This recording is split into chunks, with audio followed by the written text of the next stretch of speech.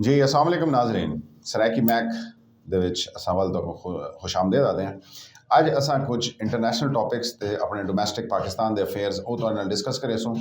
सब तो पहले एक मोदी इंडिया दा प्रधानमंत्री अपनी बका दी जंग लड़दा पिया ते हुण वो एक ऐसे मिशन ते है कि या ई पासे या ऊं पासे वाली सिचुएशन आ गई है ते उन्हें एक स्टांस गिन गिदे ते जेह्ड़ा उन्हें स्टांस गिदे ਉਹਦੇ ਵਿੱਚ ਉਹਦੀ ਬਕਾ ਜਿਹੜੀ ਹੈ ਉਹਦੇ ਨਾਲ ਰਿਲੇਟ ਕਰੇਂਦੀ ਹੈ। ਮੋਦੀ ਨੇ ਫੌਰੀ ਤੌਰ 'ਤੇ ਚਾਈਨਾ ਦਾ ਦੌਰਾ ਕੀਤਾ।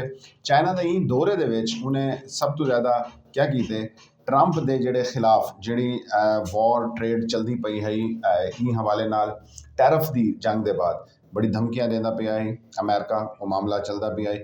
उन्हें उनको काउंटर करने वास्ते यानी कि उनके अगेंस्ट मामलात करने वास्ते एक दौरा किते चाइना का ते उन्हें राबता किते प्यूटन दे नाल ते एक अलायंस जिहड़ा इन्हां दा ब्रिक्स दे विच है, ब्रिक्स दा जिहड़ा अलायंस है उको मजबूत करने की कोशिश की है।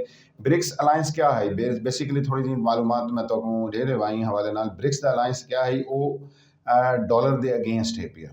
ठीक है, ये बड़ा सुनहरी मौका है कि पाकिस्तान भी ये काम कर सकता है तो अपने आप को शिफ्ट कर सकता है। लेकिन पाकिस्तान ने क्या किया है, पाकिस्तान तुहाडे सामने है वो बिल्कुल अमेरिका की जेड़े इहो जी सिचुएशन आती है तो वो अमेरिका की झोली च बन के बह रहे। एक दौरा ऑलरेडी तुहाडे आसिम मुनीर साहब चीफ मार्शल साहब कर चुके हैं, फील्ड मार्शल साहब। एक दौरा इन टाइम भी जारी है तो वो दोबारा गए उन्होंने अपनी एक्सटेंशन का मामला है, एक्सटेंशन वास्ते भी गए। ठीक है, वो मामला क्योंकि नवंबर के ये मामला सामने आते पैन के हो सकता है कि फील्ड मार्शल साहब की तब्दीली का टाइम आ बने। ठीक है, वो मामला तो असा कि बैनर तले चले गए हैं वो है अमेरिका। तो दूजे पासे मोदी ने क्या किया है, मोदी ने स्टांस गिदे। उन्हें आके ठीक है जो तुसा टैरिफ लाने लाओ असा वो जंग लड़सूँ जिहड़ी अमेरिका के खिलाफ है, यानी कि चाइना ते रशिया का साथ देवन का पूरा प्लान कर गिदे। तो जेड़े मामला पिछले 2-3 महीने तो मोदी की गवर्नमेंट को ते इंडिया को जेड़े सामने आते पे हैं उन्होंने काउंटर करने वास्ते, उन्होंने खिलाफ चढ़ने वास्ते कि वो मामला कुछ ठीक थी वरन एक बड़ा ट्रंप कार्ड खेडे मोदी ने। ठीक है, ये उनकी बका की जंग भी है। अगर इन्हें को सर्वाइव कर गया तो इनके इफेक्ट अगर अच्छे आए तो हो सकता है कि जोड़ा खतरात उनको इन टाइम उनकी गवर्नमेंट को लाहक हैं वो इनके निकल बने। ठीक है, ये तो आपको मैं ब्रिक्स के हवाले में थोड़ा सा गाइड कर रहा। ब्रिक्स बनाई गई है डॉलर के अगेंस्ट कि डॉलर को की तरीके दुनिया की मेजर जी करंसीज हैं उत्थां मेजर करंसी जो डॉलर को कढ़ के दुनिया अपनी लोकल करंसी दे विच ट्रेड करे। ये जनाब वो मौका है कि सारे को डॉलर की जी बादशाहत है ख़त्म करने का मौका है। पाकिस्तान को भी ऐसे मौके पर चाहिए है कि इन्हों के नाल शामिल थी बने, लेकिन पाकिस्तान ने वो रिस्क कै नहीं किया। एक एडवांटेज हासिल आई तो असा बन के सीधे अमेरिका की झोली बह गए। ठीक है, तो मैं ऑलरेडी दस चुका इन टाइम भी फील्ड मार्शल साहब क्योंकि अपनी ज़रूरत है क्योंकि उन्होंने ये अपना एक्सटेंशन का मामला है नवंबर के एक्सटेंड मजीद करवाना चाहते हैं क्योंकि ये जरा अहदा होंगे ना पाकिस्तान के वो पूरे पाकिस्तान के हुक्मरानी वाला होंगे। ठीक है, फील्ड मार्शल या आर्मी चीफ वो होंगे जिन्हें अंडर अदालत भी अंडर ISI भी अंडर आर्मी भी नेवी पुलिस जितने सिविल इदारे हैं सारे उन्हें अंदर होंगे। तो ये बादशाह कोई भी जड़ा हुक्मरान होंगे वो जल्दी ख़त्म करने के हक च कह नहीं होंदा। ठीक है, ये मामला चलता पे हुण आने वाले वक्त फैसला करे सी कि इनके क्या असरात सामने आने। इंडिया इन टाइम बिल्कुल अगेंस्ट एक टर्न गिन चुके। ठीक है, अमेरिका के खिलाफ तो पाकिस्तान इन टाइम वल अमेरिका दे नाल है पिया। लेकिन ये मामला इनदे विच बहुत सारे दूजे ममालिक भी शामिल हैं तो इनका रिजल्ट कुछ अर्से साढ़े सामने आवे सी। इनके अलावा एक बड़ी स्टोरी जी चलती पई है पाकिस्तान दे विच वो मलिक रियाज ने जो सुप्रीम कोर्ट ही DSP है, सुप्रीम कोर्ट ही सिविल कोर्ट है, सुप्रीम कोर्ट ही सेशन कोर्ट है, सुप्रीम कोर्ट ही हाई कोर्ट है। मेरे लिए ऊपर से ऑर्डर जाता है कि आप इसका ट्रायल 3 दिन में करके भेज दें। मैं ये कह के जा रहा हूँ कि अगर मेरी जान को कुछ हुआ तो इसकी सुप्रीम कोर्ट ऑफ पाकिस्तान जिम्मेवार होगी। मैं आपको कह रहा हूँ मैं मरने के लिए तैयार हूँ, आप मुझे सजा से क्यों डराते हैं? मुझे गोली मार दे सुप्रीम कोर्ट पाकिस्तान, मुझे आप लोग मार देना साहबी सारे। आप मेरी बात में नहीं सुनना चाहते। आप मेरे बच्चे के ऊपर 302 लगती है, आप उस पर बात नहीं करते। मेरे ऊपर 302 लगती है, आप बात नहीं करते। जब मुझे इंसाफ नहीं मिलता आप बात नहीं करते। मैं किसके पास जाऊं? अगर मैं हर तफ्तीश का सामना करने के लिए तैयार हूं, मैं हर एक को सच बताने के लिए तैयार हूं।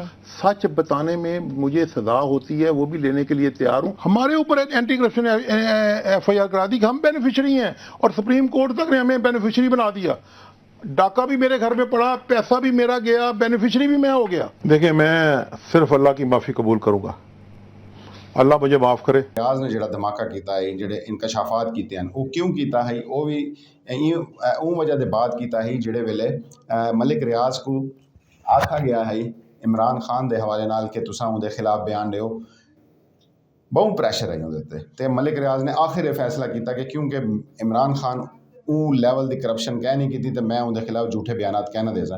ऊ टाइम के बाद फौरी बाद ये मामला शुरू थे तो जितने भी सहाफ़ी कराम हैं पे, जितने गौरमेंट के बंदे हैं उन्होंने उनका पोल खोलना शुरू कर दिते। तो कुछ जेडे स्टैटिस्टिक्स साढ़े सामने हैं कि कुछ सहाफ़ियों के बारे, लेकिन उन्होंने हाली तक तरदीद भी क्या नहीं की। अगर वो गलत गाल मलिक रियाज ने की हो तो केस थी हुए या वो सहाफ़ी वो सहाफ़ी हैं पे जेडे साकू बड़े अजीज़ जेडे वड्डे सहाफ़ी हैं, बड़े खबरां देन ते वड्डे ना हैं पे, इन्होंने कितनी करप्शन की। तो ये तो वो है जेडे मलिक रियाज के कोल ऑन द रिकॉर्ड है। उनके हवाले नाल एक कुछ फिगर साढ़े सामने हैं जेडे मलिक रियाज ने आप कोड किए हैं। मैं तो दसे ना, नजम सेठी 1 करोड़ 94 लाख रुपए ते 3 अमरीका के ट्रिप।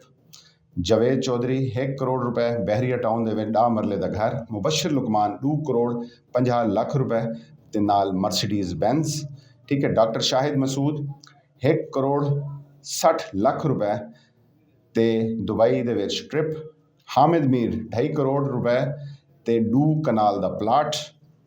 कामरान खान 22 लाख रुपए इस्लामाबाद एक घर थर्ड पार्टी के जरिए कि किन तरीके दिता गया। सुहेल वड़ाइच 15 लाख रुपए एक प्रोग्राम करन दे 15 लाख रुपए के नाल होंडा सिविक गड्डी। मुनीब फारूक 5 लाख रुपए ते दुबई दा ट्रिप। नुसरत जवेद 50 लाख रुपए ते होंडा गड्डी। ये वो गाली हैं पे इनके इंकशाफात हैं, इनके जी ट्रांजैक्शनस हैं, इन्हों की सारी डिटेल मलिक रियाज साहब शेयर कर चुके हैं मीडिया के। ठीक है। गाल ये है नहीं, मेजर गाल ये है कि अज साडा मीडिया की हाथे छे पी है तो की स्पोक्समैन है पिया कि असल खबर साढ़े तक आती भी पई है कि कह नहीं। इहदा मतलब तो वो गाल थी गई ना कि जो गरीब जो सहाफ़ी हैं जिन्होंने कुछ कह नहीं, सिर्फ सच वो बुलेंदे पैन।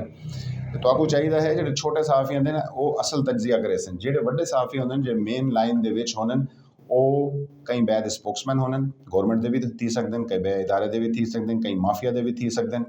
ठीक है। असल खबर तक पहुँचना अज पाकिस्तान बहुत मुश्किल थी आंदा है, खास तौर पर जो सारा वड्डे वाला मीडिया है तो वो असल खबर को लुकेंदा पाया तो ऐसी प्लांटिड खबर प्लांटिड स्टोरी सामने आते पैन।